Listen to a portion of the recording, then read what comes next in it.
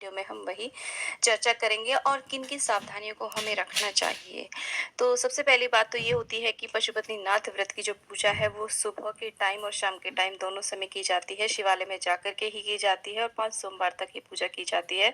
5वें सोमवार में इसका उद्यापन कर लिया जाता है। तो जिस भी शिवालय में आप पूजा करने के लिए गए हैं, वहाँ पर आप इस तरीके से देखें, यदि आप आस-पास देखते हैं, जलहरी के आस-पास देखते हैं, किसी प्रकार की कोई भी फूल, फल आदि कोई भी भोग प्रसाद पड़े हों, तो इस तरीके से आप सब कुछ हटा लें क्योंकि इस तरीके से अच्छे प्रकार से शिवलिंग की साफ-सफाई करने के बाद ही हमें उनका अभिषेक करना चाहिए, श्रृंगार करना चाहिए। देखिए, कहीं-कहीं पर मंदिर में हमें श्रृंगार को हटाने की अनुमति होती है, कहीं-कहीं पर नहीं होती है, तो आप इस तरीके से क्योंकि एक बारी तो आपको श्रृंगार अवश्य रूप से करना ही करना है भोलेनाथ का, तो ऐसा आप शिवालय देखें जहाँ पर आप एक बार उनका अच्छी प्रकार से अभिषेक कर सकें और बाबा का हम जलाभिषेक कर सकें। देखिए, जलहरी के सीधे हाथ की तरफ गणेश जी का वास होता है, तो पहले हम वहाँ पर अभिषेक करेंगे जल से और इसके बाद में उल्टे हाथ की तरफ कुमार कार्तिकेय का वास माना जाता है और बीच में अशोक सुंदरी का। तो उसके बाद में हम देखिए कार्तिकेय जी का और अशोक सुंदरी जी का अभिषेक करेंगे और कटी भाग जहाँ पर नाग देवता लिपटे हुए हैं वहाँ पर माता पार्वती के हस्तकमल माने जाते हैं।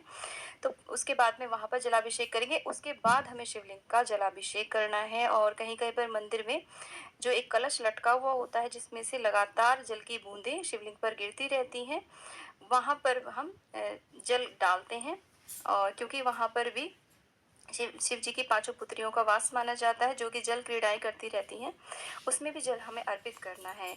यहाँ पर एक बात और मुख्य है कि जब आप शिवालय पहुंचे तो हमें मंदिर पहुंच करके बाबा को प्रणाम करना चाहिए, धन्यवाद करना चाहिए, निवेदन करना चाहिए कि हे बाबा, पशुपतिनाथ भगवान का ध्यान करते हुए हमें संपूर्ण पूजन करना है, उनका नाम अवश्य लेना है।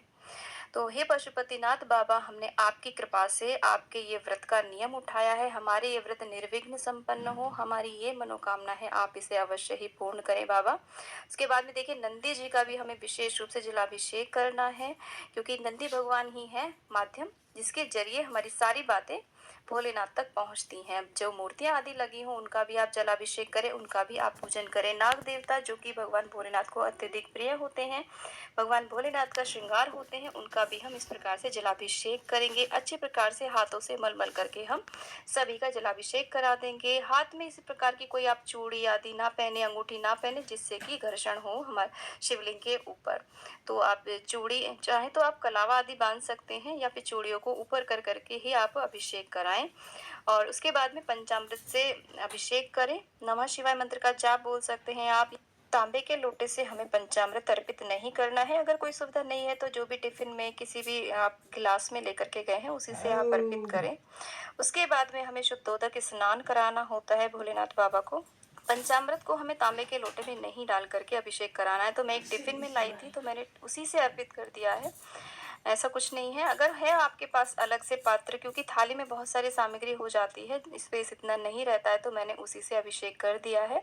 आपके पास सुविधा हो तो आप उसमें डाल करके ही करें। अब देखिए इस तरीके से जब हम जलहरी पर हाथ फेरते हैं ना तो माना जाता है कि यहाँ पर देखिए माता पार्वती के हस्तकमल से हमारे जब हस्तकमल मिलते हैं तो हमारी जो दुर्भाग्य की जितनी भी रेखाएं होती है ना वो सब समाप्त हो जाती हैं।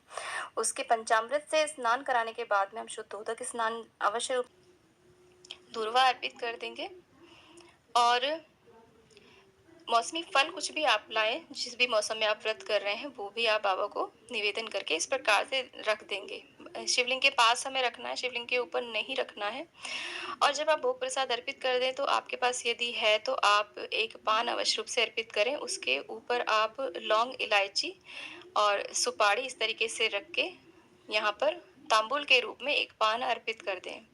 इसके बाद में जलहरी के आसपास जो भी मूर्तियां लगी हों, कुमार कार्तिकेय की, माता पार्वती की, गणेश जी की, नंदी जी की, उनकी भी पूरी विधि विधान से आप पूजन करें, उन्हें टीका करें, तिलक करें और माता पार्वती को सिंदूर अवश्य अर्पित करें। आप चाहे तो माता पार्वती का यहाँ पर श्रृंगार भी कर सकते हैं। जो भी सिंदूर आपकी उंगली में बच जाता है उस सिंदूर को आप अपने माथे से लगाएं, अपनी मांग में अवश्य रूप से भर लें माता पार्वती के आशीर्वाद स्वरूप। इस प्रकार से हमें पूजन करना होता है। गणेश जी को ऑरेंज सिंदूर अर्पित करें। वैसे हमने शिवलिंग में इन सभी देवी देवताओं का पूजन पूजन कर लिया है, लेकिन फिर भी हमें इनका पूजन करना चाहिए और नाग देवता का भी पूरे विधि-विधान से आप पूजन करें। अब जो हम दीपक घर से बना के लेके आए हैं घी देसी घी का, गोलबाती का हमें दीपक लगाना होता है, उसे प्रज्वलित करेंगे, धूप-दीप जला कर के बाबा की आरती करेंगे और यहाँ पर देखिए पूजन संपूर्ण होने के बाद में आप चाहे शिवालय में बैठ कर के मंत्र जाप भी कर सकते हैं, नमः शिवाय का, श्री शिवाय नमस्तुभ्यम, या फिर शिव जी से संबंधित किसी भी धर्म ग्रंथ का आप शिवालय में बैठ कर के अध्ययन कर सकते हैं। ये आपकी सामर्थ्य के ऊपर निर्भर करता है, आपके समय के ऊपर निर्भर करता है। तो इस तरीके से देखिए एक बात का आप ध्यान रखिए, ऐसा नहीं है कि आप बत्ती ले गए घर से बना कर के, किसी और के दीपक में आपको ये दिया नहीं जलाना है, दिया आपको घर से ले जाना है। बेशक आप आटे का दिया ले जाएँ या फिर आप मिट्टी का कोरा दिया ले जाएँ। दीपक को खाली आपको नहीं रखना है, नीचे कुछ अक्षत या पुष्प आपको रखने हैं और उसके बाद चाहे तो आप कपूर से भी आरती कर सकते हैं।